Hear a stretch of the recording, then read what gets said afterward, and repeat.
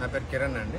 ఎక్కడి నుంచి వచ్చారు? కాకినాడ జిల్లా నుంచి రావడం. మేడే రోజున శ్రామికులతో ఆత్మీయ కలయికని వాళ్ళని గౌరవిద్దామని డిప్యూటీ సీఎం పవన్ కళ్యాణ్ గారు ఈ ప్రోగ్రాం ఏర్పాటు చేశారు కదా, ఎలా అనిపిస్తుంది?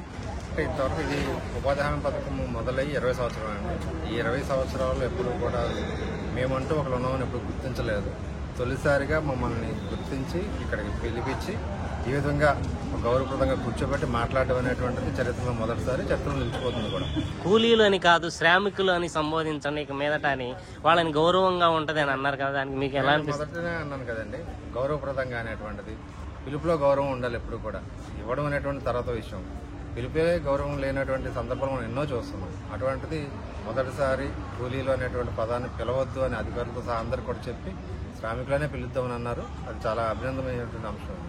ఈ రోజు పవన్ కళ్యాణ్ గారు ఈ రోజు మాట్లాడిన మాటలు మీకు ఎలా అనిపిస్తుంది? అంటే ఎవరికైనా సరే ఒక విజన్ అనేది ఉంటుందండి, ఆ ముందు చూపు అనేటువంటిది ఉంటుంది.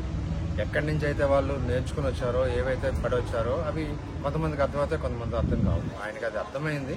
ఆ బాధలు ఏంటో ఆయన బాగా అనుభవంతో తెలుసుకున్నారు కాబట్టి మా వైపు నుంచి కూడా, అంటే అభివృద్ధి వైపు నుంచి అవ్వచ్చు, రాష్ట్ర వైపు నుంచి అవ్వచ్చు, అందరి గురించి ఆలోచించేటువంటి ఒక మంచి వ్యక్తిగా ఆయన మరోసారి నిరూపితమైందండి ఈరోజు స్పీచ్ ద్వారా.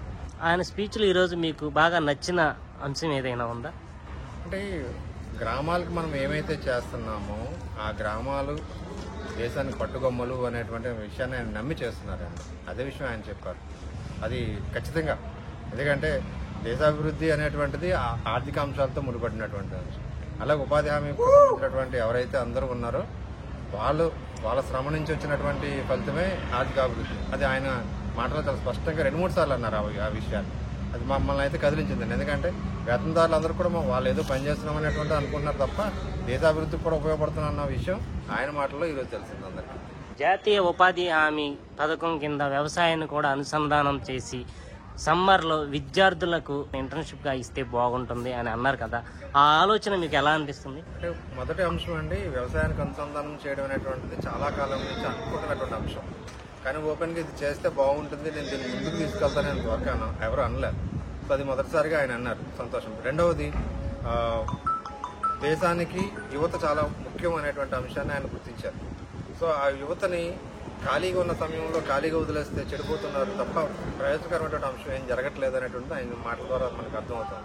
కాబట్టి ఈ వేసవి సమయంలో ఏదైతే టైం మిగులుతుందో ఆ టయాన్ని ఒక ఇంటర్న్షిప్ ద్వారా వాళ్ళందరినీ కూడా ఒక మంచి అనుభవానికి పని రూపంలో వాళ్ళకి అనుభవం చేయాలని ఏదైతే ఆయన అనుకుంటున్నారో చాలా మంచి ఆలోచన సార్.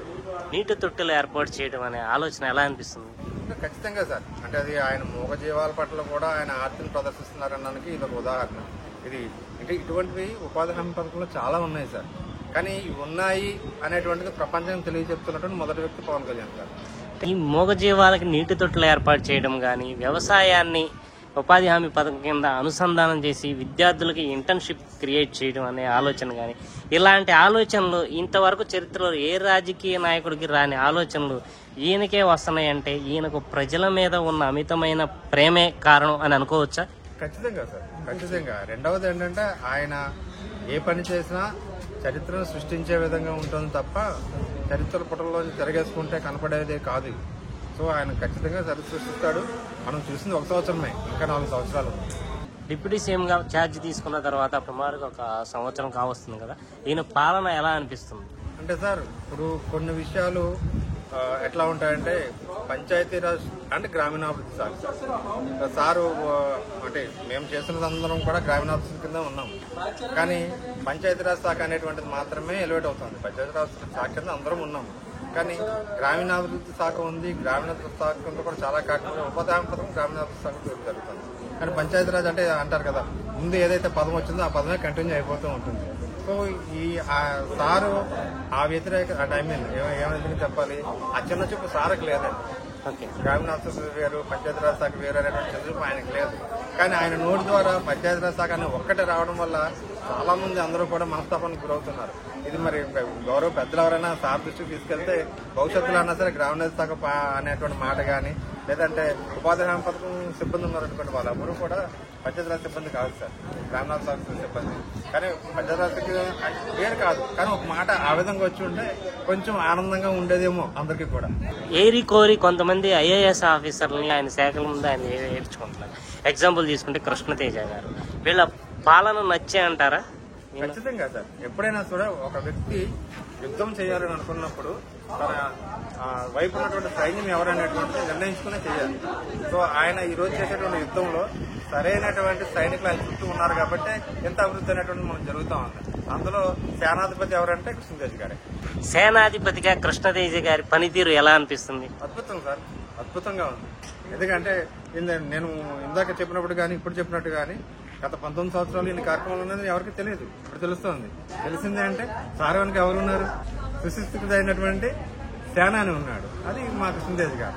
పవన్ కళ్యాణ్ గారి గురించి ఒక్క మాటలో చెప్పాలంటే ఏం చెప్తారు? భవిష్యత్ నాయకుడు అండి.